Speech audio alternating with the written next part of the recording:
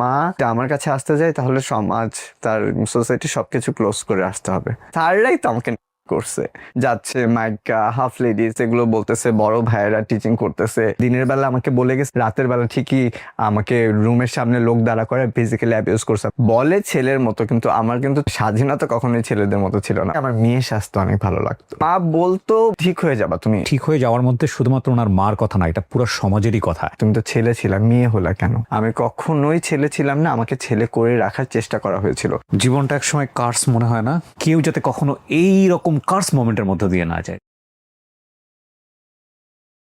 আসসালামু আলাইকুম প্রিয় দর্শক এবং শ্রোতা, আল্লাহ সর্ব অবস্থায় আমাদের সবার মঙ্গল করুন, সবসময়ের জন্য সেই প্রার্থনা করে শুরু করছি লাইফের একটি এপিসোড। যে গেস্ট আজকে এখানে এসেছেন তার কাছে যাবার আগে আপনাদেরকে বলছি, যদি আপনার মনে হয় যে আপনার গল্পটা এই সমাজকে জানানো প্রয়োজন ইন এ গুড ওয়ে, যে মানুষের কিছু না কিছু জানার আছে, শেখার আছে আপনার গল্প থেকে বা আপনার অভিজ্ঞতা থেকে, তাহলে দয়া করে আমাদেরকে ফোন করবেন। আমাদের ফোন নম্বর হচ্ছে 09639887777। এছাড়া আমাদের যে মেইল অ্যাড্রেস আপনারা দেখতে পাচ্ছেন স্ক্রিনে, sharemystory24@gmail.com, সেখানেও আপনারা চাইলে মেইল করতে পারেন। আপনার নামটা একটু বলেন প্রথমে। আমি আরোহী ইসলাম অনু। আরোহী ইসলাম অনু। অনু। ডাকনাম অনু। জি। সো অনুর বয়স 32। 32।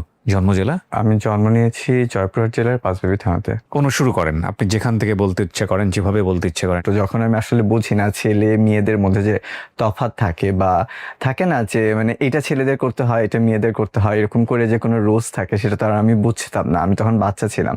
সো সেই সময়ও আমার পছন্দগুলো আসলে নারী সুলভ ছিল। দেখা যেত আমি সেটার জন্য বকা খেতাম যে না তুমি এটা করো না। যেমন আমার শাড়ি পরতে ভালো লাগতো, আমার চুড়ি কিনতে ভালো লাগতো। কত বছর বয়স এটা? আমি স্কুলেও ভর্তি হইনি তখন। আমি মানে বাসায় টুকটাক করে মা শেখাচ্ছেন, শরীর সরিয়া এরকম আর কি বয়সে আমার যতটুকু মনে পড়ে। ফেরিয়ালার আসতো, সো দেখা যেত মেয়েরা বেশিরভাগ চুড়ি কিনতো, ফিতা কিনতো। সো আমার খুব ইন্টারেস্ট জাগতো। ইভেন আমাদের সময় একটা চুড়ি ছিল প্লাস্টিকের, যেটা এরকম রোল করে স্প্রিং এর মতো এটা পরা যেত। তো ওইটা আমার কেনার খুব শখ ছিল। মানে আমার আশেপাশে ফ্রেন্ডদের আমি মেয়ে ফ্রেন্ডদের সাথে মিশতাম, তো সবার ছিল, কিন্তু আমার একটা নিজস্ব ছিল না। আমি মাঝে মাঝে ওদেরটা নিয়ে হয়তো গোপনে পড়তাম। তারপর যেটা হতো সেটা হলো আমার এলাকার মেইন রাস্তা দিয়ে যেতে ভয় পেতাম, কারণ আমার এলাকার ছেলেরা বলতো হাফ লেডিস, মাইকা। এখন আমি না এই মিনিংসটাই বুঝতাম না, মাইকা কি আর হাফ লেডিস কি। আমি জাস্ট লিটারেলি ইরিটেট ফিল করতাম, কারণ ওরা যেভাবে বলে হাসতো, মানে হয় না যে আমরা অনেক ল্যাঙ্গুয়েজ না বুঝলেও তাদের এক্সপ্রেশন দেখে কিন্তু বুঝে চাই যে জিনিসটা is not good for me. তখন আমার ওই জায়গাগুলো দিয়ে যাইতে খুব সায় লাগতো। আর আমি বাসায় মামাকে বললাম, মা বলতো কিছু না। আম্মুকে অনেকে বলতো যে ওকে একটু মেয়েদের সাথে কম মিশতে দিয়েন, ওকে একটু মানে ছেলে করার চেষ্টা করেন, এই ধরনের কথাবার্তা। তারপর যখন স্কুলে ভর্তি হলাম, প্রাইমারি স্কুলে সেম থিং। স্কুলে গেলে মানে যেটা হয় যে অন্যান্য বাচ্চাদের থেকে আমাকে বিহেভিয়ার দিয়ে অনেক বেশি জাজমেন্ট করা হয়। ছেলে মেয়েদের আলাদা বসতে হয়, দেখা যায় যে আমার ছেলেদের সাথে বসতে হয় আর ছেলেরা আমাকে খোঁচায়। প্রাইমারি স্কুলটা মোটামুটি করে আমি ক্রস করি। তারপরে হাই স্কুলে অ্যাডমিশনের সময় কিন্তু দুটো অপশন থাকে, একটা বয়েজ স্কুল, একটা গার্লস স্কুল আর কম্বাইন্ড স্কুল। সরকারি school, boys school and girls স্কুলকে বেশি প্রায়োরিটাইজ করা হয়, যে ওখানে চান্স পেলে তারা মেধাবী স্টুডেন্ট। তো আমি বয়েজ স্কুলে চান্স পেয়ে যাই। তখন কেবল আসলে মানে উঠতি বয়স, নিজেদের যে আসলে জেন্ডার ক্রাইসিস, মানে আসলে নিজের পরিচিতি তৈরি হয়। দেখা যাচ্ছে বাকি ছেলেরা গার্লস স্কুলের ছুটির জন্য ওয়েট করতেছে আফটার স্কুল, আমাকে উল্টো বয়েজ অ্যাট্রাক্ট করে। মানে ওদের যে খেলাধুলা, ওদের যে গল্প, ওদের যে টপিকস, ওদের যে অ্যাটিটিউড, সেই প্যাটার্নের আমি একদমই না। আমি একটু নাচ পারতাম, সো আমি নাচে নাম দিই আমাদের অ্যানুয়াল প্রোগ্রামে। তো ছেলেরা আসলে কেউ নাচে নাম দেয় না, মানে ছেলেদের স্কুলের নাচের প্রোগ্রামে নাচই হয় না, কালচারাল প্রোগ্রামে শুধুমাত্র দেখা যায় কবিতা আবৃত্তি বা সামথিং এরকম কিছু হয়, নাচ হতো না। সো আমি যখন নাম দেওয়ার জন্য দাঁড়ালাম তখনই হা হা করে হাসি আর কি। ওই দিনই মনে হয় আমি স্কুলের মধ্যে পুরো ফানি হয়ে গেলাম। আমি যখন স্কুলে যেতাম তখন স্কুলের গেটে ঢোকা থেকেই আমার ইরিটেশন কাজ শুরু করতো, কারণ সবাই কিছু না কিছু মানে আমাকে নিয়ে এইভাবে ওইভাবে বলতেছে, যাচ্ছে মাইকা, হাফ লেডিস এগুলো বলতেছে, বড় ভাইয়েরা টিচিং করতেছে। সো ওগুলোর মধ্যে দিয়ে যায় ক্লাসে যে মানে কনসেন্ট্রেশনটা, ওই কনসেন্ট্রেশনটা থাকে না। কখনো কমপ্লেন করতেন না যে স্যার আমার এরকম একটা? আমার কমপ্লেইনে না কেউ মানে সিরিয়াসলি নিত না, মানে ইটস লাইক স্যারদের কাছেও আমি ফানি। স্যাররাই তো আমাকে নিয়ে ফান করছে। যখন আমরা আর কি 9-10 দিকে উঠি, তখন আমার বিজ্ঞানের একজন শিক্ষক ছিলেন, তার নাম বলবো না। তো আমি প্রাইভেটে মাঝে মাঝে যাইতাম না, মিস করতাম। তার প্রাইভেটে যেদিন যাইনি হয়তোবা সেদিন সে আমাকে নিয়ে মানে বৈজ্ঞানিক ওয়েতে সে আমাকে নিয়ে ব্যাখ্যা দিয়ে বলে যে আমি নাকি আসলে নর্মাল কেউ না, মানে এরকম তাদেরকে নিয়ে হাসাহাসি করে। পরে স্কুলে গিয়ে দেখি সবাই হাসতেছে, কি কারণ স্যার প্রাইভেট ক্লাসে তার সে আমাকে নিয়ে বৈজ্ঞানিক ব্যাখ্যা দিচ্ছে নাকি যে আমি কি। তো সেটা তো তারা মানে কোন প্রেক্ষাপটে দিচ্ছে আমি জানি না, সেটা নিয়েও আমি বেশ কিছু হয়তো স্যার ভালোভাবেই বুঝিয়েছে কিন্তু সবাই অন্যভাবে নিয়েছে মানে তারা তাদের মতো ওই বয়সে হয়তো। আপনি এটা কোন ক্লাসের গল্প বলছেন? আমি তখন ক্লাস 9-এ। ক্লাস 9 এই পর্যন্ত আপনার ফ্যামিলিতে আপনাকে নিয়ে আন্ডারস্ট্যান্ডিংটা কি? একটা সময় পর্যায়ে গিয়ে পরে মনে হলো যে এটা শেয়ার করার কিছু নাই, আর কাকে শেয়ার করব, মানে এটা ইউজ টু হয়ে গেছে না? মানে আমি ইউজ টু হচ্ছিলাম, এবং আমার যেটা সমস্যা হচ্ছিল যে আমি বাসা থেকে বলে বেরিয়েছি যে আমি স্কুলে যাচ্ছি, কিন্তু আমি স্কুলে না গিয়ে সকাল 9টা থেকে বিকেল 4টা পর্যন্ত আমাদের ওখানে একটা শ্মশান ঘাট ছিল, আমি ওইখানে গিয়ে টিফিন নিয়ে আমি বসে থাকতাম যে স্কুলে গেলে আমাকে আবার টলারেট করতে হবে। এবং আমার ডে বাই ডে আমি খালি পরীক্ষার সময় অ্যাটেন্ড করতে যেতাম, তো এগুলো নিয়ে অনেক প্রবলেম হতো স্কুলে। আমি মিসাই নিজেই মানে ফ্যামিলির নাম বলে সাইন করে বিভিন্ন লেটার নিয়ে এসে জমা দিয়ে পরীক্ষা অ্যাটেন্ড করতাম। আমার রেজাল্ট খারাপ হচ্ছিল কিন্তু বাসায় বলতেছিলাম যে আমি রেজাল্ট ভালো হচ্ছে, মানে আমি এমন ট্রমার মধ্যে ছিলাম যে আমি সবাইকেই মিথ্যা কথা বলতেছি। বাট আপনি কাউকে শেয়ার করার মতো পেতেন না? শেয়ার করার মতো ওই সময় আমি কাউকে পাই নাই। আমার বাবা সরকারি চাকরিজীবী ছিলেন, আমাদের এলাকার সবাই জানতেন যে আমার বাবা আসলে আমাদের সাথে ওইভাবে থাকতেন না। আমাদের 3 ভাই বোনের বয়সের ডিফারেন্স 8 বছর 10 বছর। সো কেউ না কেউ তখন বেরিয়ে গেছে হয়তো বা তাদের পড়াশোনার মানে ক্ষেত্রে। আমাদের ফ্যামিলি সবাই মোটামুটি ভালো এডুকেটেড। সো আপুরা তখন দেখা গেছে যে বাহিরে পড়াশোনার জন্য কেউ কারমাইকেলে পড়ছে, কেউ ঢাকায় চলে আসছে। তো আমি একা থাকতাম আর কি, মা আর আমি মোস্টলি। সেই সময় একজন সরকারি হাজবেন্ডের ওয়াইফ হওয়া সত্ত্বেও সেলাইয়ের ট্রেনিং নিতে হয়। খুবই হ্যান্ডস টু মাউথ অবস্থা। জি, না হলে আমাদের 3 ভাই বোনের পড়াশোনা এবং আমাদেরকে রেগুলার চালানোর মতো ব্যবস্থা না। এবং আমার মা তার বাবার বাসায় আসলে এই পর্যন্ত জানাতে দিবে না যে সে কি ফেস করতেছে। সো মাও কখনো আপনাকে বলতো না যে বাবা তুমি একটু আলাদা? সো না, মা বলতো মানে যেটা আমাকে যে হয়ে যাবে, ঠিক হয়ে যাবা তুমি, মানে একটু বড় হলে ঠিক হয়ে যাবা। আর যেটা হতো যে আমি নাচ করতে পছন্দ করতাম, সবার একটা ভুল ধারণা ছিল যে নাচ করার কারণে আমি এমন হচ্ছি। আপনার মা বেঁচে আছেন? জি, বেঁচে আছে। আচ্ছা, আপনার মা হয়তো এপিসোডটা দেখবেন। আমি আন্টির প্রতি রেসপেক্ট রেখে একটা কথা বলতে চাই। উনি অনেক প্রতিকূল অবস্থার মধ্যে দিয়ে তার সন্তানদেরকে বড় করেছেন, তো সেই জায়গায় আমার সবসময় রেসপেক্ট। বাংলার অসংখ্য মায়ের চরিত্রের জায়গায় উনি একটা সিঙ্গেল ইউনিট, কারণ সব মায়েরাই কোনো না কোনোভাবে পরিশ্রম করেন। বিশেষ করে নিম্ন মধ্যবিত্ত পরিবারে যেসব সন্তানরা বড় হয় তাদের গল্পগুলো অলমোস্ট সেম। তো সেই জায়গার থেকে হয়তো বা ঠিকই আছে, কিন্তু একটা জিনিস যেটা ওনার আম্মা ওনাকে বলেছিল ছোটবেলায় যে ঠিক হয়ে যাবে, এই জায়গাটায় আপনারা একটু লাইনটা নিবেন। এই ঠিক হয়ে যাওয়ার মধ্যে শুধুমাত্র ওনার মার কথা না, এটা পুরো সমাজেরই কথা। ওনারা ঠিক আছেন, ওনারা ওনাদের মতো করে পৃথিবীতে এসছেন। এইটার যে অ্যাকসেপ্টেন্সের জায়গাটা, এই অ্যাকসেপ্টেন্সের জায়গাটাই আমরা নর্মালাইজ করতে পারিনি আমাদের সোসাইটিতে। দ্যাটস আ বিগ প্রবলেম, যেটা নিয়ে আমরা আজকের এপিসোডে আমরা কথা বলতে চাই। ছোটবেলা থেকেই একটা জিনিস মাথায় ঢুকেছে, আমি ঠিক না, আমি ঠিক না, আমি ঠিক হয়ে যাব কোনো একটা সময়। এবং আমি ঠিক না বলেই লোকজন সামহাও আমাকে এগুলো বলে এবং আমাকে এগুলো সহ্য করতে হয়। এটা আপনি চোখে দেখতে পারবেন না, কিন্তু এটা যে কত বড় একটা মনোজাগতিক যুদ্ধ, এই যুদ্ধটাকে যদি আপনি উপলব্ধি করতে পারেন তাহলে আজকের এই এপিসোডটা খুবই গুরুত্বপূর্ণ আপনার জন্য। জি, তারপর স্কুলের টাইমটাতে স্কুলে যেতাম না, হঠাৎ এমন একদিন অবস্থা আমি আর্লি বাসায় চলে আসছি, মানে আমার রাস্তায় থাকতে ভালো লাগতেছিল না, শরীর খারাপ লাগতেছিল। সো আমি বাসায় এসে দেখি আম্মু নেই। তো আমি পাশের বাসায় আন্টির কাছে জিজ্ঞেস করতে গেছি, আন্টি আম্মু আসছে? আন্টি বলে কি না, আম্মু তো তোমাকে স্কুল থেকে নিতে গেছিল, কোথায় জানি এটা কি কারণে। আর আমি তো ভয় পেয়ে গেছি যে আজকে তো আম্মু তাহলে স্কুলে যাবে, গেলে তো সব চেনে যাবে যে আমি স্কুলে যাই না, অ্যান্ড আমি স্কুলের নাম করে মানে অন্য কোথাও থাকি, আমার রেজাল্ট ভালো না, মার্কশিট অ্যান্ড এভরিথিং। সো তখন আমি প্রচণ্ড ভয় পেয়ে জাস্ট ব্যাগটা নিয়ে বেরোয় যাই। অ্যান্ড বেরোয় গিয়ে যে আমি হাঁটতে শুরু করি, আমি লিটারেলি হাঁটতে থাকি অ্যান্ড মানে আমার ট্রমা আমি জানি কোন জায়গায় চলে যায় আমি নিজেও জানি না। আমি মনে হয় হেঁটেই অনেক দূর চলে গেছিলাম, মানে আমাদের এলাকা থেকে ছাড়িয়ে আরও বেশ কিছু এলাকা পার হয়ে গেছিলাম। তখন মনে হয় এশার আজান দিবে, আমাকে কিছু মানুষ আর কি আটকায় যে এতটুকু একটা বাচ্চা রাতে কোথায় যাচ্ছ, কারণ ওইটা একটা মানে অজপাড়া গাঁও যেরকম বলে আর কি। তো লিটারেলি যখন কান্নাকাটি করতেছি, তো তখন ওনারা জোর করে বলার পর আমি আমার আব্বুর নাম্বারটা বলতে বাধ্য হই আর কি। তখন এদিকেও আমাকে বাসায় অনেক খোঁজাখুঁজি হচ্ছে, যেহেতু মা শুনে ফেলছে এরকম। পরে আমাকে ফোন দেওয়া হয়, তারপর ওখান থেকে তারা আমাকে নিয়ে আসে। নিয়ে আসার পরেও যেটা বোঝানো হলো, সবাই মনে করলো যে আমার মনে হয় পড়াশোনা ভালো লাগে না।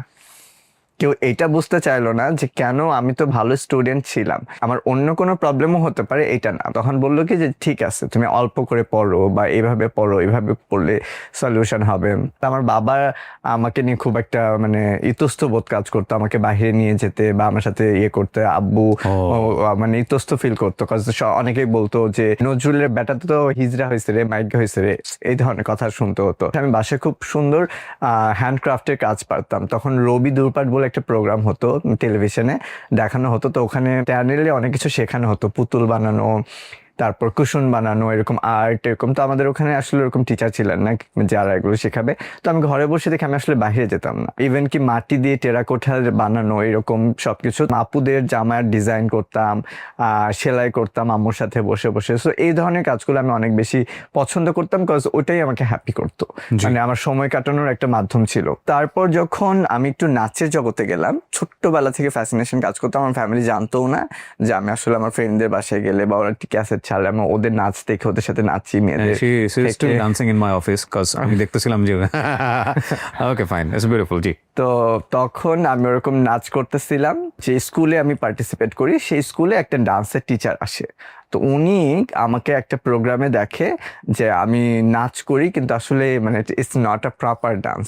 তো উনি তো বোঝে, যেহেতু উনি শিক্ষক, ইকবাল হোসেন জয়। তো তখন বলে যে তুমি কি নাচ শিখবা, তুমি নাচ করতে চাও, তোমার নাচ ভালো লাগে? আমি বলছি হ্যাঁ ভালো লাগে, কিন্তু আমার পরিবার থেকে তো দিবে না। বলছি কি তো আমাদের মতো কাউকে কারোর পরিবার থেকেই দেয় না। সো আমার এই ওয়ার্ডটা খুব ভালো লাগলো। এই প্রথম মনে হলো সামওয়ান টেল মি যে আমাদের মতো, মানে আমাদের মতো বলে কেউ একটা ওয়ার্ড আমি শুনলাম আর কি। এবং সে আমাকে বললো যে টেনশন করো না, তোমার কোনো ধরনের গুরুদক্ষিণা দিতে হবে না, তুমি আসো শেখো, এটাতে আমার ভালো লাগবে। তখন আমি আম্মুকে বললাম মা আমার থেকে টাকা নিবে না। তো বলছে যে ঠিক আছে, মানে হাই স্কুল পর্যন্ত, স্কুলে পাশ করে কলেজে গেলে কিন্তু আর শেখা যাবে না। আমাদের তো 26শে মার্চ বা 16ই ডিসেম্বরে ডিসপ্লে হয়ে থাকে গ্রামে। তো আর গার্লস স্কুল ডিসপ্লেতে ফার্স্ট হতো। আমি যাওয়ার পর এটা অপোজিট হয়েছে, আমাদের বয়েজ স্কুল স্কাউটেও ফার্স্ট হয়েছে, ডিসপ্লেতেও ফার্স্ট হয়েছে। So because of me. তো এসএসসির পর তখন আমি ভালো রেজাল্ট করার কারণে আমাকে একটা ফোন দেওয়া হয় বাসা থেকে। এর আগেও ফোন ছিল, কিন্তু ক্যামেরা ভিডিও আলা বা ইন্টারনেট আলা ফোন না। সো তো তখন আমি ফেসবুক ওপেন করি 2010-এ। তখন আমি ইন্টারে ভর্তি হই আমাদের কলেজে, আমাদের ওখানে একটা সরকারি কলেজে সায়েন্সে। কিন্তু আমি দেখি আমি আসলে কেমিস্ট্রিতে অনেক উইক ছিলাম, অ্যান্ড আমার প্রেশার হয়ে যাচ্ছিল অনেক বেশি। তখন আমি আর ওখানে যে নাচ করা বন্ধ করে দিল, যেহেতু কলেজে উঠলাম। তো তখন আমি ভাবলাম যে আমার এই সিটিটাই লিভ করা দরকার। এই সিটিতে সবাই আমাকে চেনে, আমি আমার মতো করে কিছু করতে পারবো না। সো আমি যদি বাহিরে যাই তাহলে আসলে মেবি আমি কিছু করতে পারবো। ফ্যামিলি সবাই চাচ্ছিল যে পলিটেকনিক্যালে পড়ি, আমার ইচ্ছা ছিল না। আমার ইচ্ছা ছিল যে আমি ফ্যাশন ডিজাইনিং এ পড়বো। তো তখন ওখানে ফ্যাশন ডিজাইনিং মানে আমাদের এলাকায় একজনই পড়তো, অ্যান্ড তার থেকে শোনা যে ইটস ভেরি কস্টলি। তখন আমি ডিপ্লোমা ইঞ্জিনিয়ারিং এর জন্যই পরীক্ষা দিই, ফ্যামিলির কথা মতো 1 বছর মিস দিয়ে। অ্যান্ড আমি ময়মনসিংহ পলিটেকনিক ইনস্টিটিউটে সরকারিতে চান্স পেয়ে যাই। জি। চান্স পাওয়ার পরে যেটা হয় যে ওখানেও আমি ভাবি যে কেন আমি এখানে চান্স পেলাম, কারণ আমার বড় বোন এবং দুলা ভাই ওখানে থাকেন। তো ফ্যামিলির মধ্যে ঢুকতে হলো। তখন আমার নাম ছিল আশিক। পিতৃপ্রদত্ত নাম কি? মোহাম্মদ আরিফুল ইসলাম, আর ডাকনাম ছিল আশিক। এটা হচ্ছে পিতৃপ্রদত্ত নাম। জি। তারপর ওখানে যাওয়ার পরে আমি বেশ কিছুদিন চেষ্টা করলাম নাচ না করে, মানে ওদের কথা মতো রুলস অ্যান্ড রেগুলেশন শুনলে। তারপর আমি আবারও দেখতেছি যে আমি আবার সিক হয়ে যাচ্ছি, আমার খুব দম বন্ধ লাগে। আর আমার বাসায় এমন একটা ব্যাপার যে বলে ছেলের মতো, কিন্তু আমার কিন্তু মানে স্বাধীনতা কখনোই ছেলেদের মতো ছিল না। মানে সন্ধ্যার মাগরিবের আজানের মধ্যে বাসায় ঢুকে যাওয়া, কলেজ শেষ করে ঠিক টাইমে বাসায় মানে ঢুকে যাওয়া, এই ধরনের সবকিছুই করা। পরে আমার এক ফ্রেন্ডকে জিজ্ঞেস করলাম যে এখানে কোনো শিল্পকলা একাডেমি আছে। আমাকে তো এখানে আমার বোনের আসলে বাসা আর কলেজের বাইরে কোথাও মুভ করতে দেয় না বা মুভ করার জায়গা দেয় না। তো বলছে যে আছে, আমি চিনি এরকম। বলছে আমি এখানে নাচটা ভর্তি হতে চাই, আমি একটু পাশাপাশি করতে চাই। ভাবলাম যে কলেজের ফাঁকের কথা বলে বা স্কুলের ফাঁকের কথা বলে আমি যাব। সো আফটার 6 মান্থ আমি এই ডিসিশন নিই, শিল্পকলা একাডেমিতে যোগাযোগ করি অ্যান্ড আমি অ্যাডমিশন নিই। ওখানে টিচার তখন ট্রেনিংয়ে ছিলেন মানুষ তালুকদার, আমার আসলে জীবনের পরিবর্তনে অনেক হেল্প করেছেন যিনি। জি। তখন যখন আসলেন তখন আমাদের ক্লাস শুরু হবে, তো আমি গেলাম ওখানে। সো ওখানে আমি নতুন নাম দিই আমি এখানে এই ভয়ে আমার আশিক নামটা ইউজ করি না, আমি অর্ণব নাম দিই, যাতে মানে সবাই আমাকে অন্যভাবে মানে অন্য নামে চেনে, আমি এদিকে আমার মতো করে চালাতে পারি। তো ওইভাবে আমি ওখান থেকে কাজ করতেই 1 সপ্তাহের মধ্যে বিটিভি থেকে একটা প্রোগ্রাম আসে ওনাদের কাছে, সেখানে ছেলে ডান্সার আরেকজন দরকার। সো আমার তো টিভিতে প্রোগ্রাম করা ইজ লাইক ড্রিম, আমার অনেক শখ ছিল ছোটবেলা থেকে। এর আগে আমাদের ছোটবেলাতেও অনেকে প্রোগ্রাম করতে টিভিতে গেছে এলাকা থেকে, আমাকে নেওয়া হতো না, কারণ ফ্যামিলি থেকে একটা বিগ অ্যামাউন্ট দিতে হতো যাতায়াতের ভাড়া, শুটিং এর ড্রেসের জন্য। সো এটা আমি এফোর্ড করতে পারবো না দেখে দেওয়া হতো না। তো এখানে আমার থেকে টাকা চায়নি, আমাকে বলছে যে তোমাকে এমনিতেই নিয়ে যাওয়া হবে, তুমি ভালো নাচো, you are already a dancer, so তুমি চাইলে আমাদের সাথে এটা করতে পারো। এবং ওখানে শিবলি নিপা ম্যাম থাকবে, মানে আমি এটা ভেবেই আমি অনেক এক্সাইটেড। সো বাসায় অনেক কষ্ট করে ম্যানেজ করলাম, গেলাম বিটিভির শুটিং এ। আসতে আমাদের লেট হচ্ছিল অলমোস্ট 12টা। তখন আমাকে বাসা থেকে বলা হয় যে বাসায় ঢোকা যাবে না। ভিডিওর এই পর্যায়ে যারা এসএসসি পরীক্ষা সম্পন্ন করে ফেলেছো তাদের জন্য ছোট্ট কিছু পরামর্শ। আমরা জানি যে এই সময়টা অনেকেই তেমন একটা কাজে লাগাই না আমরা, এবং এই সময়টাতে সাধারণত আমরা শুয়ে বসে বিভিন্নভাবে মোবাইলের রিলস দেখে সময়টাকে নষ্ট করি। কিন্তু এই যে 3 থেকে 4টা মাস সময় আমাদের হাতে থাকে, জীবনের এই সময়টাকে স্কিল ডেভেলপমেন্টের কাজে লাগিয়ে নিজেকে কিন্তু অন্য লেভেলে নিয়ে যাওয়ার সুযোগ থাকে। বিশেষ করে যারা এই কাজটা করতে চাও তাদের জন্য আমি বলবো, স্কিল ডেভেলপমেন্টের অসংখ্য সেক্টর আছে, কিন্তু যেই সেক্টরেই তুমি যেতে চাও না কেন, তোমাকে ইংরেজিতে ভালো হতেই হবে, এটার কোনো অল্টারনেটিভ নাই। এবং এই বিষয়টা মাথায় রেখে ইংলিশ থেরাপি দারুণ একটা সুযোগ দিচ্ছে সবার জন্য। সেটা হলো স্টুডেন্টদের জন্য থাকছে basic AI training, I repeat basic artificial intelligence training. এই যে জার্নিটা, এই জার্নিটাকে আনন্দময় করতে ট্যুর এবং আউটডোর অ্যাক্টিভিটি থাকবে। রেজাল্ট প্রকাশের পর সংবর্ধনা অনুষ্ঠান থাকবে। কোর্স শেষে 1 বছর পর্যন্ত মাস্টারি ক্লাবে প্র্যাকটিস করার সুযোগ থাকবে। একসাথে বসে ইংলিশ মুভি দেখা, ইংলিশ ম্যারাথন সহ বিভিন্ন এক্সাইটিং অ্যাক্টিভিটিতে অংশগ্রহণের সুযোগ থাকছে। এবং কোনোভাবেই বলার সুযোগ নেই যে ইংলিশ থেরাপি শুধুমাত্র ইংরেজি শেখায়। আমরা এই ইংরেজি শেখার জার্নিটাকে বলছি আ লাইফ ট্রান্সফরমেশন জার্নি। যারা ভর্তি হতে চাও, আমার স্ক্রিনে বেশ কয়েকটি নাম্বার উঠেছে, সেখানে কল করতে পারো। Good luck. তখন আমাকে বাসা থেকে বলা হয় যে বাসায় ঢোকা যাবে না, সো দ্যাট আমি নেক্সট টাইম আর কখনো যাওয়ার ইয়ে না করি এত রাতে। বাট আমি যে বাসার বাইরে থাকবো সেটা নিয়ে তাহলে টেনশন ছিল না। যদি যারা আমাকে টেনশন করতে, বাসার বাইরে কই থাকবে ও, এই শহরে তো ওর পরিচিত কেউ নাই, আর নাচে ওদের সাথে কয়েকদিনই বা চেনে। আমি তখন আমার নাচের টিচারকে বললাম যে স্যার আমাকে কি রাখা যাবে। তো আসলে এই মানুষগুলো এত মানুষের স্ট্রাগল দেখে অভ্যস্ত, তারা আসলে সাপোর্টিভ হয়। তখন বললো যে কেন, কি সমস্যা, আমাকে বাসায় ঢুকতে দিবে না, কারণ আমার বোন তো আমার দুলা ভাইয়ের সাথে থাকে, বলতেছে যে কালকে সকালে বাসায় আসতে, রাতের বেলা না। তো তারপর আমাকে আর বাসায় ঢুকতে দিল না। পরের দিন গেলাম, তো পরের দিনও কেউ নর্মাল না, আমার সাথে ঠিক মতো কথা বলে না। তখন দেখে বুঝতে পারতেছিলাম যে এটা আমার কন্টিনিউ করা হবে না হয়তো, বা করতে দিবে না। যেদিন নাচের প্রোগ্রাম দেখায় সেদিন তো আমি অনেকক্ষণ ধরে ওয়েট করতেছিলাম যে আমি দেখবো টিভিতে, হ্যাঁ। আনফর্চুনেটলি ওই দিন আমার প্রোগ্রামে আমাকে এক ফোঁটাও মানে ঠিক মতো দেখাই নাই।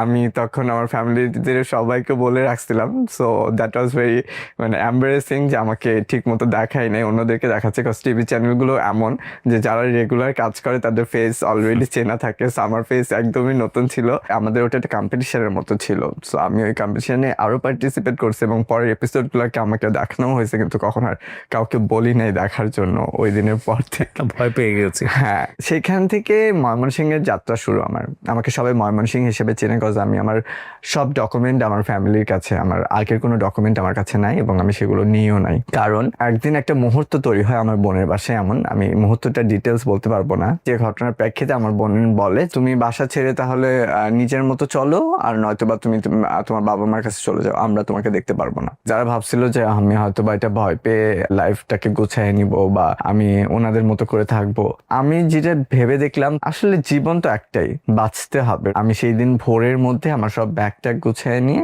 আপুর বাসা থেকে বেরিয়ে গিয়ে আমি আমার নাচের টিচারের স্কুলে সামনে দাঁড়িয়ে থাকি। স্যার যখন স্কুলে ঢুকে এসেই দেখে যে আমি দাঁড়ায় আছি, কি ব্যাপার তুই এত সকাল সকাল এখানে আসছিস, মানে কি হয়েছে? তো স্যারকে তখন খুলে বললাম যে এরকম সমস্যা হয়, আমাকে জয়পুরহাটে চলে যেতে হবে আর নয়তো এখানে থাকতে হবে। স্যার বলে তুমি কি চাও? আমি বলছি স্যার আমি তো এখানে থাকতে চাই। বলে তুমি সার্ভাইভ করতে পারবা, কারণ তুমি তো একটা ফ্যামিলি স্ট্যান্ডার্ড বিলং করে চলাফেরা করছো বা থাকছো, তুমি তো মেসে গেলে মেসের লাইফ স্টাইল এগুলো সেগুলো অনেক রকম ডিফারেন্ট, খাবার দাবার এগুলো এত মানে কষ্ট বেয়ার করবো আর কি করে। তখন গোপনে 2টা নাচের টিউশনি করাতাম আমার হাত খরচ এবং নাচের খরচ চালানোর জন্য। তখন আমি বলছি যে স্যার আমি পারবো। স্যার বলে কি আচ্ছা আমি তো আসতে হেল্প করার চেষ্টা করব, আমাকে একটা মেসে দিতে যায়। তখন সেপ্টেম্বরের 13 তারিখ, এমন একটা মানে সময় যে আসলে মেসের সিট ফাঁকা বা এরকম কিছু নাই, মানে ছেলেদের হোস্টেল। হ্যাঁ ছেলেদের হোস্টেল। আমি আসলে কখনো কারোর সাথে রুম শেয়ার করে থেকে অভ্যস্ত না। আর সেখানে হলো আমার কাছে ছেলেদেরকেই মানে আমার অপোজিট অ্যাট্রাকশনে কাজ করতো যাদের সাথে, এবং তারাই আমাকে সব থেকে বেশি বুলিং এবং টিচ করতো। সো তাদের সাথে আমি মানে নর্মালি কমফোর্টেবল। আমার যদি থাকতে হয় খাইতে হয় করতে হয় আমি তাও করবো, কিন্তু আমি ওদের সাথে থেকেই করবো, কিন্তু আমি করবো, আমি আর বাসায় ব্যাক করবো না। তো তখন আমার একটা ফ্রেন্ড ওই মেসের মধ্যে আসে, তখন বলে কি রে তুই এখানে? তখন আমি বলি যে আমার বাসায় এরকম প্রবলেম হয়েছে।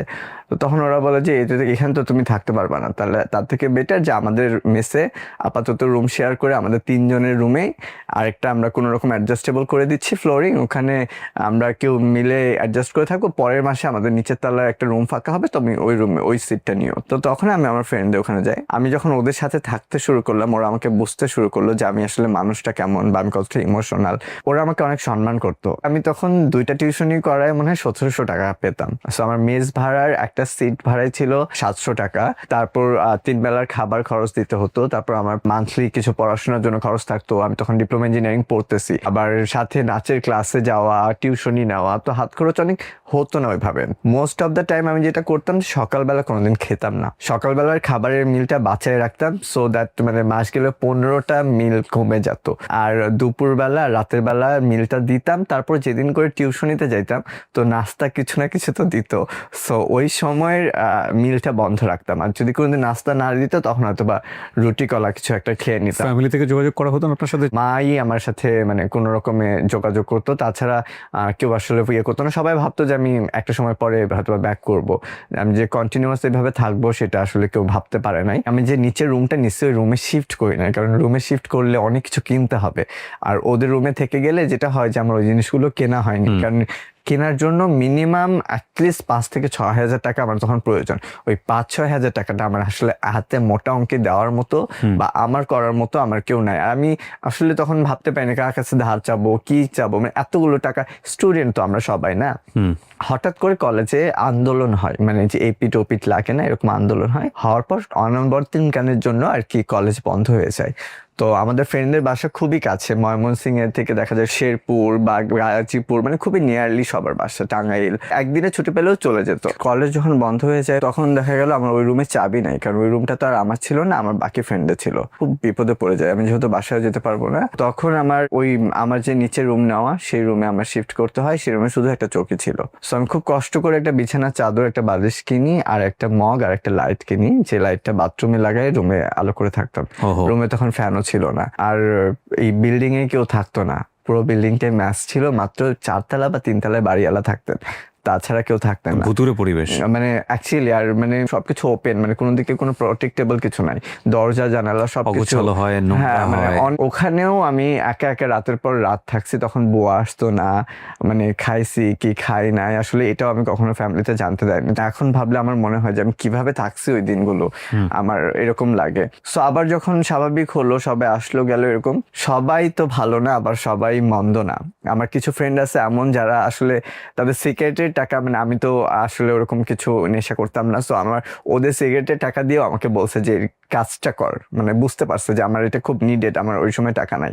সো ওরা ওইটাও করছে, এরকম বন্ধু ছিল। এবং এমনও ছিল যারা আমাকে বিভিন্ন রকম ভাবে ফিজিক্যালি অ্যাবিউজ করা, যখন আমি রুম শেয়ার করে থাকতাম, বা আমাকে ব্ল্যাকমেল করা, অনেক রকম বাজে সিচুয়েশনের মধ্যে দিয়ে যেতে হয়েছে। মানে শ্বাসরুদ্ধকর পরিবেশ ছিল। এবং লিটারেলি আমার মনে আছে যে একবার এমন একটা ঘটনা ঘটে যেটা মানে অ্যাবিউজিং ভাবে, যে ওটার পর আমি বেশ ট্রমাটাইজ হয়ে যাই। এবং আমি তখন আমার বাকি ফ্রেন্ডদেরকে বলি যে আমরা কি আলাদা করে বাসায় শিফট করতে পারি। ও তখন বললো যে বাসা তো আমাদেরকে ভাড়া দিবে না। একটা জিনিস একটু চিন্তা করে দেখবেন কিনা, মানে ওর জন্য তো ফিমেল হোস্টেলেও তো ঢুকতেও পারবে না, কারণ ফিমেল হোস্টেলে ওকে নিবেই না, ডেফিনেটলি কোনো অথরিটি নাই।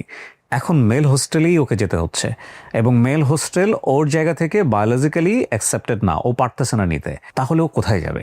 মানুষের জন্মের পরে বেসিক কিছু নিড সে রাষ্ট্রের কাছ থেকে নেয়, সমাজের কাছ থেকে নেয়। দ্যাট ইজ ভেরি নর্মালাইজ, আমাদের মতো মানুষের জন্য খুবই নর্মালাইজ। একটা থাকার জায়গা থাকবে, খাদ্যের সংস্থান থাকবে, মাথার উপরে ছাদ থাকবে, স্বাস্থ্য সুরক্ষা নিশ্চয়তা থাকবে, কিন্তু ওর বেসিক জায়গাগুলোই কিন্তু একেবারে টলমলে। তো তার কাছ থেকে আপনি সোসাইটি কি এক্সপেক্ট করেন, রাষ্ট্র হিসেবে কি এক্সপেক্ট করেন? এবং এটা শুধুমাত্র একজন অনুর গল্প না, আমাদের সমাজে তৃতীয় লিঙ্গের অনেক মানুষের গল্প একই রকম। আপনি বললেন যে কোথাও মেস ভাড়া করে বা কোথাও রুম ভাড়া করে থাকতে পারি না। যেহেতু ময়মনসিংহ আমার একটু ভালো পরিচিত হচ্ছিল অ্যাজ এ ডান্সার, আমি আমার এক আন্টিকে বলার পরে ওই আন্টি একটা বাসার ব্যবস্থা করে দেয় যেখানে গিয়ে আমরা থাকতে পারি। তো ওখানে আমি আলাদা একটা রুম নিই এবং আমার ফ্রেন্ডরা একটা রুমে 3 জন মিলে, আমরা 4 জন মিলে একটা বাসা নিই। আপনার ক্ষেত্রে এরকম কখনো হয় নাই? সাধারণত আমরা শুনি যে যারা মানে এইরকম থার্ড জেন্ডার আছেন বা তৃতীয় লিঙ্গের আছেন, তারা কিন্তু খবর পেয়ে গেলে তারা দল ধরে এসে নিয়ে যেতে চায়। আসলে এমন হয়নি তা না, এটা ভুল ইনফরমেশন যে তারা খবর পেলে এসে জোর করে নিয়ে যেতে চায়। এটা হলো আমাদের দেশের রটানো একটা রিউমার বলতে পারেন। আচ্ছা। হ্যাঁ, কাইন্ড অফ, কজ মানে এগুলো বলে আগেকার অনেকেই থার্ড জেন্ডার, তারা আসলে শিক্ষিত না, তারা কিভাবে নিজেদের গল্পগুলোকে মানে এক্সপ্লেন করবে তারা জানে না। সো তারা একটা মানে রিউমার এবং মিসকনসেপশন মানুষকে দিয়ে ফেলে যে আসলে তারা বায়োলজিক্যাল জন্ম নেয়, জন্মের পরেই বোঝা যায় থার্ড জেন্ডার। জন্মের পরে কিন্তু কোনো কাউকে রিকগনাইজ করা যায় না যে সে থার্ড জেন্ডার হবে বা নাকি থার্ড জেন্ডার হবে না। যেমন আমাদের যে কারো হাত না থাকতে পারে জন্মগতভাবে, পা না থাকতে পারে, চক্ষু না থাকতে পারে, তেমন অনেকের কিন্তু লিঙ্গেও প্রবলেম হতে পারে, কিন্তু তার মানেই যে সে থার্ড জেন্ডার তা না। থার্ড জেন্ডার বলে তো কোথাও কিছু নাই আসলে এই দেশে, আর বাহিরের দেশে বলতে ইন্ডিয়া ছাড়া আমরা হিজড়া শব্দটা কোথাও শুনি না। তাহলে বাকি দেশে তারা মানে জায়গায় কোথায়, এই 2 দেশে জন্ম নিচ্ছে হিজড়া, এটা তো একটা কমিউনিটি যারা নিজেরা ক্রিয়েট করছে নিজেদের বাঁচার অধিকার তৈরি করার জন্য, নিজেদের মতো করে একটা কমিউনিটি তৈরি করছে, দেখে তারা বাঁচতে পারতেছে। তারা আসলে ওই জায়গা থেকে ভেঙে বলতে পারে না, কারণ সমাজ বলতে দেয় না আমাদেরকে। অ্যাকচুয়াল কথাটা বললে তো তাহলে অনেকের ভেতরে যে নারী সত্তাটা আছে, তখন সেও তো নিজেকে ওটা দাবি করে ফেলতে পারে বা সেও আগায় আসতে পারে। মানে জীবনে সবার সাথে ফাইট করা অনেক ইজি, কিন্তু পরিবারের সাথে ফাইট করাটা সব থেকে ডিফিকাল্ট। জীবনের প্রথম সংগ্রামটা মনে হয় আমাদের শুরু হয় পরিবার থেকেই। পরিবারই তো একসেপ্ট করতে পারে না, যারা জন্ম দিয়েছেন। মানে আই এম সো সরি, আমার মা এত কেয়ারিং করে, মানে তারপরে কথাটা বলতে যে আমার মা তো আমাকে মানতে পারে না, এবং আমার বাবা, আমার ভাই বোন তারাই মানতে পারে না যে আমি আসলে অন্য লিঙ্গের বা আমি অন্য রকম। আমাকে এটার পেছনে আপনার মা বাবা দায়ী না, এটার পেছনে সমাজ দায়ী। জি। বিকজ আপনার মা বাবা বা 8-10টা মা বাবা যদি এই জিনিসটাকে আমাদের সমাজে খুব নর্মাল হতো, যে যেভাবেই পৃথিবীতে আসুক না কেন তার সুন্দরভাবে বাঁচার অধিকার আছে, এন্ড ইটস ভেরি নর্মালাইজ। সব মানুষ একরকম হবে না। হ্যাঁ, so it is very normal ফিনোমেনা। যে আমরা যদি ওইভাবে জিনিসটাকে সোসাইটিতে অ্যাকসেপ্ট করতাম, তাহলে বাবা মারা সন্তান নিয়ে এত টেনশন করতেন না। ওই টেনশন থেকে হয়তো বা করেন। ওই যে হয় না যে আমাদের আসলে গল্পগুলো হাইড করে যায়, এমন অনেকেই আছে আমার দেখা যে সুইসাইড করছে, ওই গল্পটা ওখানেই ক্লোজ হয়ে গেছে। কিন্তু ও যে কেন সুইসাইড করছে, আসলে সবার তো নেওয়ার ক্ষমতাটা এক থাকে না, যে এতবার ফিজিক্যাল অ্যাবিউজ হওয়ার পর, এতবার মেন্টাল অ্যাবিউজ হওয়ার পরও যে আমি আজকে এখানে বসে আসছি। আমার মনে হয় যে এখন আমি অনেক বেশি মানে মেন্টালি আনস্টেবল হয়ে গেছি, মানে এত বেশি নিতে মানে অ্যাবজর্ব করতে করতে। তখনও ময়মনসিংহে কিন্তু মানে স্ট্রাগল ছাড়ি নাই। আমি ময়মনসিংহে নাচ করতেছিলাম এবং পাশাপাশি পড়াশোনাও করতেছিলাম। জি, বাসাটা পেলেন? বাসা চেঞ্জ করলাম। আমার যে জিনিসটা, যে তখনও কিন্তু আমার ফ্যামিলি থেকে মানে আমার বোন, তিনি কখনো এই 3 বছরে দেখতে আসেনি যে আমি কোন মেসে বা কাদের সাথে থাকতেছি। মানে রাগেরও তো একটা লিমিটেশন থাকে। আমি সবসময় বাবার সাথে কথা হতো না, আমি বাসায়ও যেতাম না। তো ঈদেও আমি আমার মতো করে একাই থাকতাম আর কি। আমার কাছে না কেমন জানি হয়ে গেছিল জীবনটা। ফ্যামিলি বা ঈদ এগুলো আমার কাছে কোনো ম্যাটার করতো না। কলেজের লাস্ট সেমিস্টারে যখন আমাদের ইন্টার নিয়ে আসে ডিপ্লোমা ইঞ্জিনিয়ারিং এ, সে সময় আমি ঢাকা থেকে একটা স্কলারশিপ পাই কলকাতাতে নাচের উপর। স্কলারশিপটা নিব কি নিব না বুঝতেছিলাম না, কারণ তখন আমার ইন্টার্ন চলে। আমার ইন্টার্ন হাফ ইয়ারের মধ্যে আমার আবার ওখানে জয়েন করে ফেলতেই হবে, কোনোভাবে অপশন নেই। তো আমি প্রথমে না করেছিলাম, পরে আবার ভাবলাম যে নাচের মধ্যে এত বড় একটা সুযোগ আমি আসলে পরবর্তী বছর নাও পেতে পারি, আর যদি না পাই তাহলে তো নাচ নিয়ে আমি কোনো কাজ করতে পারবো না। নাচের জন্য তো কাজ করতে গেলে নাচের উপর ডিগ্রি লাগবে, আর সেই ডিগ্রি নেওয়ার মতো আমার ক্যাপাবিলিটি নাই স্কলারশিপ ছাড়া। সো স্কলারশিপটা তখন আমি নিলাম এবং আমি এখানে ইন্টারনিটা রেখে গেলাম। আমার প্রজেক্ট রেডি করা থাকবে, আমি শুধু এসে ভাইবা পরীক্ষাটা দিব। সো আমি একদম পুরো রিস্ক নিয়ে চলে গেলাম ইন্ডিয়াতে, যে নাচের উপর আমি পড়াশোনা করে একটা ডিপ্লোমা কোর্স করে এসে নাচ নিয়ে কাজ করবো ঢাকাতে। ওখানে গিয়ে আমি দেখলাম হোয়াট ইজ লাইফ লাইক, মানে কলকাতায় গিয়েছে হোয়াট ইজ আর্ট। ওখানে আমি কখনো নিজেকে অ্যাবনর্মালাইজ ফিল করি নাই। ওখানে গিয়ে আমার নিজের প্রতি নিজের সেলফ কনফিডেন্স তৈরি হওয়া, নিজের আইডেন্টিটি সম্পর্কে অনেক বেশি কনসিয়াস হওয়া যে আসলে আমার মতো এরকম মানুষ অনেক আছে এবং তারা খুব স্বাভাবিক, তারা পরিবারের সাথে বাঁচতে পারে, তারা নিজেদের মতো করে বাঁচতে পারে, তাদেরকে তৃতীয় লিঙ্গেরই পরিচয় দিতে হবে এমন কোনো প্রেক্ষাপট নাই। তা যেভাবে ইচ্ছা তাদের মতো করে সুন্দর জীবনযাপন করতে পারে। সো ওইখানে গিয়ে যে পরিবেশটা দেখে আসলাম সেটা আমাকে অনেক বেশি নাচের থেকেও মানসিকভাবে অনেক আমাকে হেল্প করলো। কিন্তু আমি যেখানে ট্রেন্ড নিতাম সেখানেও আবার খুব কনজারভেটিভ ছিল। তারা আবার ফ্যামিলিন ডান্সার পছন্দ করে না, male dancer has to be like male আর female dancer has to be like female. So আমি তখন মাঝামাঝি। সো ওখানে আমাকে শেখাইতো এবং আমি আমার ব্যাচে ফার্স্ট হয়েছে, কিন্তু কখনো আমাকে কাজে নেওয়া হয়নি। আমি যখন বাংলাদেশে ব্যাক করি তারপরে জার্মান গেটে ইনস্টিটিউট ইয়াং কোরিওগ্রাফার প্ল্যাটফর্ম বলে ডান্সারদের জন্য একটা প্ল্যাটফর্ম মেক করে, যেখানে আপনি অ্যাপ্লাই করে আপনার থিমের উপর কাজ করতে পারবেন। সো তখন আমি হিউম্যান মানুষ নামে একটা থিমের উপর কাজ করার আমি প্রপোজাল দিই তাদেরকে। সেটা ছিল আমার লাইফের স্ট্রাগলটা, যে কিভাবে আমি আসলে সোসাইটির বুলিং থেকে শুরু করে নিজেকে এত দূর পর্যন্ত আনি। তখন আমাকে অনেকে বুলিং করে যে এই থিমে করতেছো, তোমাকে তো এরা মেরে ফেলবে, তোমাকে তো ওরা মেরে ফেলবে, হ্যান করবে ত্যান করবে, এরকম ধরনের অনেক কথা ওঠে। But German Goethe institute really liked it. So তারা আমার এটা পছন্দ করে এবং জার্মান থেকে একজন কোরিওগ্রাফার আসেন, আমি তাদের আন্ডারে কাজ করি এবং আমার যখন প্রেজেন্টেশন হয় কাজটা এত বেশি ভালো হয়। প্রথম আলো থেকে শুরু করে ডেইলি স্টার, যাদেরকে আমি কাউকে চিনতাম না, তারা সিঙ্গেল আমার মানে রিভিউ করে। And then I become a dance choreographer. এবং করোনার আগে আগে তো মুজিব বর্ষ আসে, তখন আসলে অনেক সিনিয়র কোরিওগ্রাফারদেরকে নিয়ে বাংলাদেশ ভাবছিল, কিন্তু ঠিক সে সময় 2-3 জন ইয়াং কোরিওগ্রাফারদেরকে ডাকা হয়, তার মধ্যে I was one of them. এবং মুজিব বর্ষের যে প্রথম ফাইনাল একটা থিম ছিল সেটার জন্য আমার মানে কাজটা তারা খুব পছন্দ করেন। সেই প্রেক্ষাপটে আমি ওখান থেকে কাজ করা শুরু হয়, অ্যাজ এ কোরিওগ্রাফার আমার জার্নি শুরু হয়ে যায়। তারপরেই করোনাকালীন কারণে সব বন্ধ হয়ে যায়, তখন আমরা বাসায় বসে থাকি। সো এর আগে থেকে আমার মেয়ে স্বাস্থ্য অনেক ভালো লাগতো, কিন্তু আমি কখনো তখন পর্যন্ত আপনি মেলই থাকেন? আমি মানে মানে বাহিরে আমি ঘরোয়া ভাবে অনেক বেশি স্বাস্থ্য পছন্দ করতাম। এবং আমার মানে যখন আমি আলাদা থাকতাম, যখন আমার মেসে কেউ থাকতো না, আমি নিজে নিজে স্বাস্থ্য পছন্দ করতাম। এবং নাচ করার একটা অন্যতম কারণ ছিল যে আমি ওখানে গেলে মেকআপ করতে পারি, আমি ওখানে গেলে সেজে নাচ করতে পারি, প্ল্যাটফর্মে নিজের মতো করে এক্সপ্রেশন দিতে পারি, আর সেটার জন্য আমাকে বাহবা দেওয়া হয়। এই কারণেই নাচটা আমার অনেক বেশি ভালো লাগতো বা আমি এটার প্রতি মনোযোগী ছিলাম। সো করোনাকালীন সময় আমি যেটা করলাম, আবার একটা নতুন নাম ক্রিয়েট করলাম, আরোহী সেন। ওকে। আমি কিছু উইক কিনেছিলাম, কিছু ড্রেস কিনেছিলাম, সেগুলো দিয়ে আমি টিকটকে, বা তখন মিউজিক্যালি ছিল অ্যাকচুয়ালি, তো মিউজিক্যালি আমি বানাতাম আর কি অ্যাজ এ ফিমেল। তো আমি আমার ফ্রেন্ডদেরকে দেখাতাম বা ইনবক্সে পাঠাতাম, তো ওরা বলতে ভালো, ওটাই আমার ভালো লাগতো। তো অনেকে পুশ করছে যে তুমি এটা আপলোড করো বা এরকম করো। তো তখন আমি আপলোড করার সাহস পাচ্ছিলাম না, তখন আরোহী সেন দিয়ে আমি আপলোড করতে শুরু করলাম।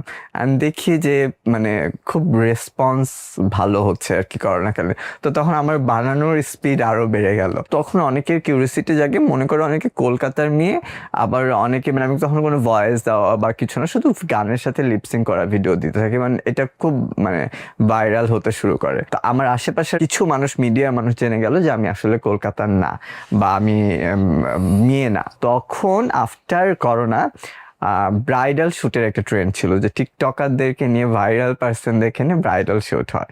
সো একজন 2জন 3জন এরকম আমাকে নক করতেছিল শ্যুট করার জন্য, করবো কি করবো না, করবো কি করবো না। সেখানে শর্ত ছিল মেল টু ফিমেল ট্রানজেকশন করে দেখাতে হবে, যেহেতু অ্যাজ আমি মেল থাকি, লাইফ লিড করি, আর আমি ফিমেল সাজি।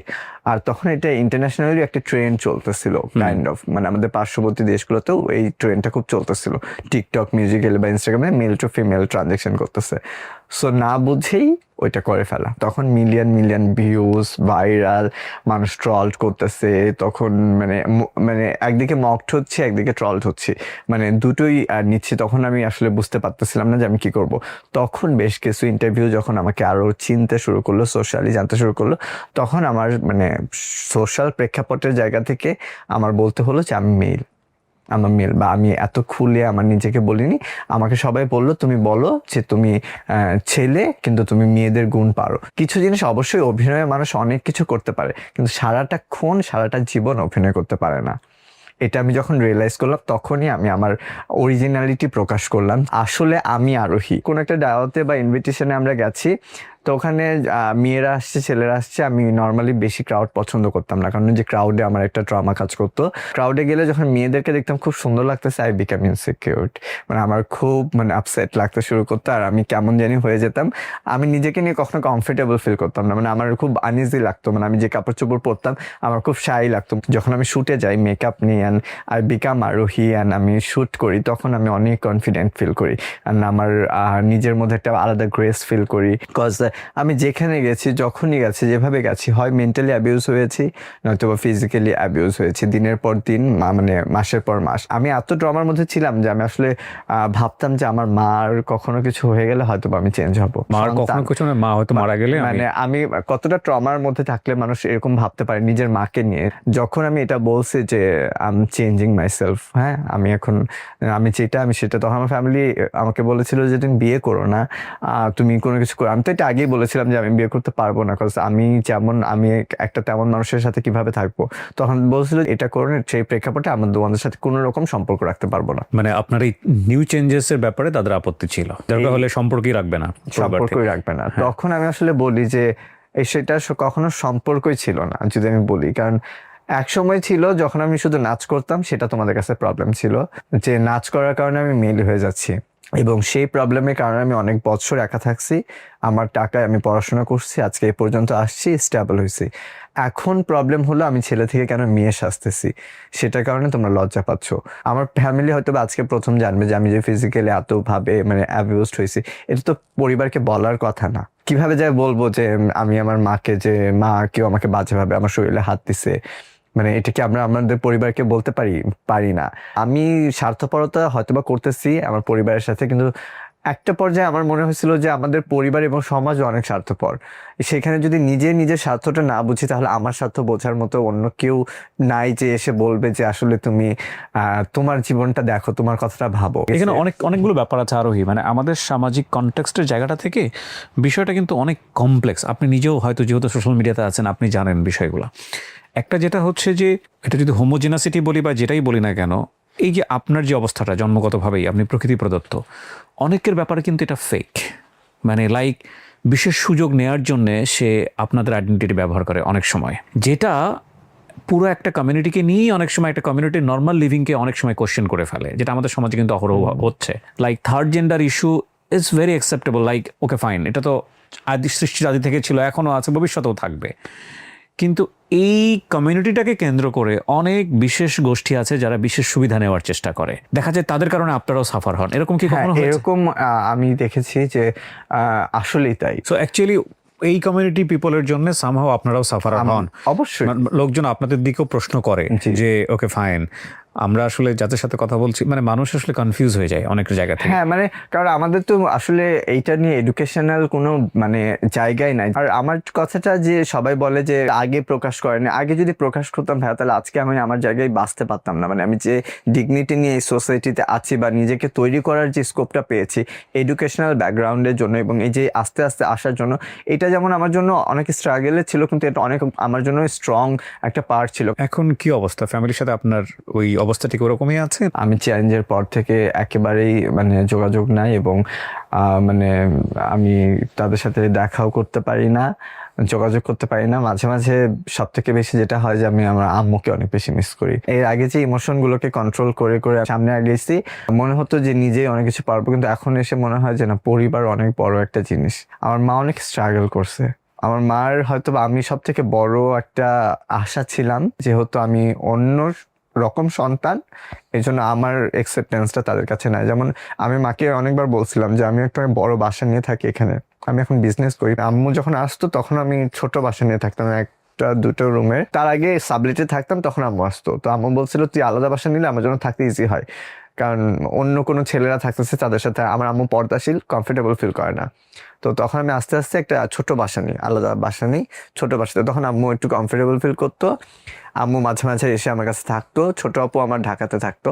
আব্বা মারা যাওয়ার পর আমার আম্মু যেখানে থাকতেন, আব্বু যেখানে বাসা করে গেছিলেন, সেটা আমাদের মানে নিজস্ব এলাকা না, নানা দাদার বাসা না। আব্বুর ওখানে জব চলাকালীন ক্ষেত্রে ওখানে থাকা, ওখানে আমাদের অভ্যাস হয়ে যাওয়া। আমাদের ওখানে কোনো আত্মীয় স্বজন নেই বলে আম্মুকে নিয়ে চলে আসে, ওখানকার সয় সম্পত্তি সব ক্লোজ করে দিয়ে আসার পর মাকে এখানে মানে আমাদের দেশের বাড়ি নানা দাদার বাসার এখানে বাড়ি করে দেওয়ার কথা ছিল, কিন্তু সেটা আর হয়ে ওঠে না। তখন আম্মু আমার বড় আপু বা ছোট আপু এদের বাসায় থাকতেন। আব্বু সরকারি চাকরিজীবী ছিলেন বলে আম্মু এখনো তার আত্মমর্যাদা ধরে রাখতে পারছে যে সে কারো থেকে টাকা নিতে হয় না, তার বাবার যে আমাদের পেনশনের টাকা দেয়। মাঝে মধ্যে আমাদের কথা হয় হয়তো, বা যেদিন আমি খুব বেশি এমন হয় যে ভাইয়া রাত 12টা 1টা 2টা 3টার দিকে আমার মানে প্যানিক অ্যাটাক হয়েছে, আমার দম বন্ধ লাগে অ্যান্ড এত সাফোকেটেড লাগে, তখন মাকে ফোন করে ফেলি।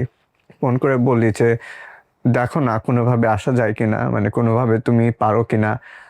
তো তখন ওইদিকে আম্মু কান্না করে অনেক, এবং তার দম বন্ধ হয়ে আসে। যে একটা সন্তান জন্ম দেওয়া যে কতটা ডিফিকাল্ট সেটা হয়তো একটা মাই জানে। সো কিন্তু আমার মা যদি আমার কাছে আসতে যায় তাহলে সমাজ, তার সোসাইটি সবকিছু ক্লোজ করে আসতে হবে, সেই সাহসটা তার এই বয়সে নেই। এবং আমারও এই সাহসটা নাই যে আমি ওখানে যাব আসলে, কারণ আমি চিনিও না, এবং আমি জানি যে গেলে ওটা মানে অনেকবার অনেকভাবে ভাবছি কিন্তু হয়ে ওঠে না আসলে যে যাব এবং সেই জায়গাটা দেখব। আমাদের মতো মানুষরা হয়তো অনেক শক্তভাবে অনেক সুন্দরভাবে আমরা ডিসিশন নিয়ে আমরা এখানে আছি, কিন্তু জীবনের একাকিত্বতা যে কত বড় একটা কঠিন জিনিস সেটা এখনকার এই স্টেজে এসে রিয়েলাইজ করতে পারতেছি। পুরোটা জীবন একাই থাকতে হবে। হ্যাঁ, তবে চেষ্টা করতেছি not to be like that, in a different way. যে মানে আমার যে বিজনেস কোম্পানি। কিসের বিজনেস আপনার? আমার জুয়েলারি অনলাইন একটা শপ আছে জেবার বাই আরোহী নামে, যেটা আলহামদুলিল্লাহ আস্তে আস্তে ছোট থেকে বড় হয়ে উঠতেছে কেবল। আমার বাসার সাথে একটা ছোট রুম অ্যাড করা হয়েছে, যেখানে অফলাইনও করব আমরা, স্টুডিওর মতো, যে কাস্টমার্স ক্যান কাম। সো ওখানে আমার ইচ্ছা আছে যারা আমার মতো মানুষ আস্তে আস্তে তাদের কর্মসংস্থান বাড়ানো। আপাতত আমার আন্ডারে বেশ কিছু মানুষ কাজ করছেন, এমপ্লয়িজ, বাট আমার কমিউনিটির কেউ না। কারণ আমার কমিউনিটির কাউকে আসলে কাজ করানোর জন্য তাদেরকে আসলে আমাকে তৈরি করতে হবে, কিছুটা এডুকেটেডলি, কিছুটা বিহেভলি, যেটা আসলে তারা পায়নি, তাদের দোষ না। তো আমি হুট করে যখন আমাকে আমার এলাকার মানুষ যেভাবে একসেপ্ট করছে, আমার বাড়িওয়ালা যেভাবে একসেপ্ট করছে, because of my behaviour and চলাফেরাতে কখনো তারা আসলে রং কিছু খুঁজে পায়নি। ওই যে বললাম যে কাছ থেকে একটা মানুষকে দেখলে হয়তোবা যারা আমাকে অপছন্দ করে তারাও হয়তোবা পছন্দ করতো বা বুঝতো বা জানতো, তা না হলে তো আমি আসলে টিকে থাকতে পারতাম না। আমি আমার পোস্টে দেখি যে দেখা গেছে 1000 যেখানে রিয়াক্ট, সেখানে হয়তো বা 25টা হা 9টা অ্যাংরি রিয়াক্ট, আর বাকি সবই তো like, love and care. So 1000-এর মধ্যে আমি যদি এখন 30 জন বা 40 জনকে এত ইম্পর্টেন্স দিয়ে মানে করি, তাহলে এটা আমার ভুল। সাদগুরুর একটা খুব চমৎকার কথা আছে, যদিও তো লাইফ ফিলোসফি পুরোটুকুই যে আমি নিব বিষয়টা এরকম না, বাট তার কিছু কিছু কথা তো অফকোর্স আমি অনেক পছন্দ করি। সাদগুরুকে নিশ্চয়ই আপনারা চেনেন, খুব চমৎকার। সেদিন তার একটা বই পড়ছিলাম, সেখানে খুব চমৎকার একটা কথা বলেছে। সেটা হচ্ছে এই যে অন্যকে দেখে আপনার মধ্যে এক ধরনের kind of frustration, ego, anxiety বা ক্ষোভ, রাগ, দুঃখ, স্বররিপু যেটাকে আমরা বলি, সেই যে ব্যাপারগুলো আপনার মধ্যে কাজ করে অন্যের কোনো একটা ইস্যু নিয়ে, তো এটা যাকে নিয়ে হচ্ছে তার কোনো ক্ষতিই হচ্ছে না। এটা অ্যাকচুয়ালি আপনার ব্রেনকেই টক্সিক একটা জায়গাতে নিয়ে যাচ্ছে এবং এটা আপনার ক্ষতি হচ্ছে। তো ডিসিশন ইজ ইয়োর্স যে আপনি ক্ষতিটা নিজের করবেন কিনা। ওনার কোনো একটা পোস্টে গিয়ে বা ওনার কোনো একটা সোশ্যাল হ্যান্ডেলে গিয়ে কেউ হাহা রিয়েক্ট দিচ্ছে, কারো হয়তো অনেক বেশি অ্যাংজাইটি হচ্ছে, কারো হয়তো অনেক বেশি কষ্ট লাগছে, প্রবলেমটা তার। আর একই সাথে ওই যে রিয়াক্টটা দিচ্ছে, সেই রিয়াক্টটাকে উনি যদি খুব সিরিয়াসলি নিয়ে নেয় নেগেটিভলি, তাহলে এই প্রবলেমটাও তার। অর্থাৎ যাকে আমি খুব সিরিয়াসলি নিচ্ছি না নেগেটিভ ওয়েতে, তার কোনো ক্ষতি হচ্ছে না, ক্ষতি হচ্ছে আমার নিজের। এখন সিদ্ধান্ত আপনার যে ক্ষতিটা আপনি নিজের করবেন কিনা। এটাকে খুব সহজ করে উনি 1 লাইন 2 লাইনে বলেছে, তো আমি আসলে একটু ইন ডিটেলই বললাম। আমাদের আসলে যখনই অনেক বেশি প্রেশার হাই হয়ে যাবে কোনো একটা সাবজেক্ট নিয়ে বা কোনো একটা অবজেক্ট নিয়ে, বা কারো কোনো আচরণ দেখে নিজেদের মধ্যে যখন নিজেরা কষ্ট পেয়ে যাওয়া শুরু করব, তখন চিন্তা করতে হবে, আরে যাকে নিয়ে এরকম পাচ্ছি তার তো কোনো কষ্টই হচ্ছে না, তো আমি নিজেই কষ্টটা কেন দিচ্ছি। So try to be calm always, ব্রেনটাকে ঠান্ডা রাখা এবং নিজের ভেতরের যে অর্গানগুলো আছে সেগুলোকে লাভ করা উচিত। আমি আরোহী একেবারে শেষের দিকে চলে এসেছি আপনার গল্পের। আমি একটা প্রশ্ন দিয়ে শেষ করতে চাই, কেন বললেন আপনি আজকের এই গল্পটা? অনেকেরই জানা উচিত হোয়াট ইজ তৃতীয় লিঙ্গ। আমাকে সবাই কোয়েশ্চেন করে যে তুমি তো ছেলে ছিলা, মেয়ে হলা কেন? ভিডিওর এই পর্যায়ে যারা এসএসসি পরীক্ষা সম্পন্ন করে ফেলেছো তাদের জন্য ছোট্ট কিছু পরামর্শ। আমরা জানি যে এই সময়টা অনেকেই তেমন একটা কাজে লাগাই না আমরা, এবং এই সময়টাতে সাধারণত আমরা শুয়ে বসে বিভিন্নভাবে মোবাইলের রিলস দেখে সময়টাকে নষ্ট করি। কিন্তু এই যে 3 থেকে 4টা মাস সময় আমাদের হাতে থাকে, জীবনের এই সময়টাকে স্কিল ডেভেলপমেন্টের কাজে লাগিয়ে নিজেকে কিন্তু অন্য লেভেলে নিয়ে যাওয়ার সুযোগ থাকে। বিশেষ করে যারা এই কাজটা করতে চাও তাদের জন্য আমি বলবো, স্কিল ডেভেলপমেন্টের অসংখ্য সেক্টর আছে, কিন্তু যেই সেক্টরেই তুমি যেতে চাও না কেন, তোমাকে ইংরেজিতে ভালো হতেই হবে, এটার কোনো অল্টারনেটিভ নাই। এবং এই বিষয়টা মাথায় রেখে ইংলিশ থেরাপি দারুণ একটা সুযোগ দিচ্ছে সবার জন্য। সেটা হলো স্টুডেন্টদের জন্য থাকছে basic AI training, I repeat basic artificial intelligence training. এই যে জার্নিটা, এই জার্নিটাকে আনন্দময় করতে ট্যুর এবং আউটডোর অ্যাক্টিভিটি থাকবে। রেজাল্ট প্রকাশের পর সংবর্ধনা অনুষ্ঠান থাকবে। কোর্স শেষে 1 বছর পর্যন্ত মাস্টারি ক্লাবে প্র্যাকটিস করার সুযোগ থাকবে। একসাথে বসে ইংলিশ মুভি দেখা, ইংলিশ ম্যারাথন সহ বিভিন্ন এক্সাইটিং অ্যাক্টিভিটিতে অংশগ্রহণের সুযোগ থাকছে। এবং কোনোভাবেই বলার সুযোগ নেই যে ইংলিশ থেরাপি শুধুমাত্র ইংরেজি শেখায়। আমরা এই ইংরেজি শেখার জার্নিটাকে বলছি আ লাইফ ট্রান্সফরমেশন জার্নি। যারা ভর্তি হতে চাও, আমার স্ক্রিনে বেশ কয়েকটি নাম্বার উঠেছে, সেখানে কল করতে পারো। Good luck. তুমি তো ছেলে ছিলাম, মেয়ে হলা কেন? আমি কখনোই ছেলে ছিলাম না, আমাকে ছেলে করে রাখার চেষ্টা করা হয়েছিল। এটা হয়তোবা প্রত্যেকে না বুঝলেও আমার এই কথা শুনে সেই পরিবারের মানুষগুলো বুঝবে, যার পরিবারে এখনো সন্তানটা আমার মতো স্টেজে আছে। মানে আমি যে গল্পগুলো বললাম তারা হয়তোবা শুনবে, তারা বুঝবে তার সন্তানটা কেন এমন করছে, তার সন্তানটা ভবিষ্যতে এমনই হবে। হয়তোবা তাকে সমাজের কারণে ঢেকে রাখবে বা আমরা ঢেকে রাখি। আমাদের প্রত্যেকটা এলাকায় এরকম মাইকা আছে আমার মতো, আমাদের প্রত্যেকটা এলাকায় এরকম হাফ লেডিস আছে যারা জন্মগত আমরা দেখে অভ্যস্ত। আমাদের প্রত্যেকটা স্কুলে এরকম আছে, প্রত্যেকটা ইউনিভার্সিটিতে আছে, কেউ না কেউ কোথাও না কোথাও এরকম অনেক জায়গায় ছড়িয়ে আছে। যে বললাম যে ভাই আমি অনেকগুলো মেসেজ দেখি যে তাদেরকে সলিউশন দিতে পারবো না, আমার কাছে মনে হয়েছে এই জায়গায় এসে আমার এই কথাগুলো বললে কিছু মানুষ তো চেঞ্জ হবে। মায়েরা তো অ্যাটলিস্ট বুঝবে যে আমার সন্তানটা এই জায়গাটা কেন সাফার করতেছে। আসলেও আমরা চাইলেই ওকে চেঞ্জ করতে পারবো না, ওর সত্তা চেঞ্জ করতে পারবো না। ওকে যতই বড় হোক না কেন, মানে ও চেঞ্জ হয়ে যাবে না, এটা চেঞ্জ হবার না। এটা আমরা জন্মগতভাবে আল্লাহ প্রদত্ত এরকম হয়েছি। তো ওই ক্ষেত্রে আমার কাছে মনে হয় যে আমার এই গল্পটা বলা খুব দরকার ছিল, যে যেন সেই মানুষগুলো, সেই মাগুলো, সেই পরিবারগুলো তার সন্তানদেরকে কেয়ার করতে শেখে এবং ছোটবেলা থেকে জোর করে ছেলেদের খেলনা মেয়েদেরকে এবং মেয়েদের খেলনা ছেলেদেরকে ধরায় দেওয়া উচিত না, যেটা আমাদের ক্ষেত্রে হয়। আর এটা শুধুমাত্র আমি আমার এরকম না, অনেক মেয়েদের ক্ষেত্রেও কিন্তু সেম অপোজিট ব্যাপারটা হয়, যে তারা আসলে ফিজিক্যালি মেয়ে হলেও তারা মানসিকভাবে ছেলে। আমি আমার সময় থাকা নেতাদেরকে দেখছি খুবই স্ট্রেট এসে, মানে তখন তো আমি মানে অ্যাজ এ ফিমেল নিজেকে প্রমিনেন্ট করি না, কিন্তু আমি সফট, একটু দেখতে বাঁকা নরম, দিনের বেলা আমাকে বলে গেছে হাফ লেডিস মাইকা, রাতের বেলা ঠিকই আমাকে রুমের সামনে লোক দাঁড়া করে ভিতরে ফিজিক্যালি অ্যাবিউজ করছে। I am sorry to say, but এটা আমার সাথে হয়েছে ময়মনসিংহ থাকাকালীন। জীবনটা এক সময় কার্স মনে হয় না? কেউ যাতে কখনো এই রকম কার্স মোমেন্টের মধ্যে দিয়ে না যায়। লাইক আপনার জীবনে মনে হচ্ছে যে এই জীবনটা আসলে রেখে হবে কি? আমি ডেফিনেটলি ওনাকে যদি কোশ্চেনটা করি, কোশ্চেনের অ্যান্সারটা কিভাবে আমার জানা আছে, তারপর আমি করছি। আপনার কখনো সুইসাইডাল মেন্টালিটি হয়েছে? আমার এখনো করে, বহুবার হয়েছে। আমি জানি এই প্রশ্নের উত্তর, কারণ এত বেশি মানুষের গল্প নিয়েছি, তো আমি সামনাসামনি দাঁড়ালেই বুঝতে পারি যে গল্পগুলোর এন্ড রেজাল্ট কি। তো এই রকম ফিলিংসের মধ্য দিয়ে কোনো মানুষকে যাতে যেতে না হয় যে আমার লাইফটা একসময় আমার কাছে কার্স মনে হচ্ছে। এবং এটার জন্যে আমরা প্রত্যেকে কম বেশি প্রত্যক্ষ এবং পরোক্ষভাবে দায়ী। কখনোই এক্সপেক্ট করবেন না যে সোসাইটি চেঞ্জ হয়। সোসাইটি আপনি আপনার বাইরের কেউ না, চেঞ্জটা এখান থেকে হতে হবে। যারা আজকে এই অনুষ্ঠানটা দেখলেন তাদের জায়গা থেকে চেঞ্জেসটা আসতে হবে, ইউ অ্যান্ড মি বোথ। বাকি জিনিসটা আস্তে আস্তে পরিবর্তন হয়ে যাবে বলে আমরা বিশ্বাস করি। প্রথম চেঞ্জটা হচ্ছে দৃষ্টিভঙ্গির। রাইট আর রং পরের বিষয়, আপনি একবারে বেসিক জায়গাতে যান। সেটা হচ্ছে আল্লাহ কিছু মানুষকে এভাবে দুনিয়াতে পাঠিয়েছেন, এটা নর্মাল। আপনি যদি এটাকে নর্মাল হিসেবে অ্যাকসেপ্ট না করেন, তার কাছে কি জবাব দেবেন? পরবর্তীতে লাইফস্টাইল নিয়ে অনেক ধরনের তর্ক বিতর্ক হতে পারে, সেটা আপনারও আছে, আমারও আছে, অনেকেরই আছে। কিন্তু আমরা জন্ম থেকে এদেরকে নর্মাল হিসেবে অ্যাকসেপ্ট করাটা আজ পর্যন্ত পারিনি। এই যে না পারাটা, সেটার দায় আপনার যেমন আমারও তেমন। গল্পটা এখানেই শেষ হোক। আমরা যেন নর্মালভাবে সমস্ত কিছুকে নিতে শিখি, বিশেষ করে সৃষ্টিকর্তার সৃষ্টিকে যেন আমরা নর্মালভাবে নিতে শিখি। এই প্রত্যাশায় আমরা আজকের মধ্যে এখানে শেষ করছি। অনু, অনেক অনেক ধন্যবাদ, অনেক শুভকামনা থাকলো, ভালো থাকবেন আপনি। শেষ করছি দর্শক, আসসালামু আলাইকুম।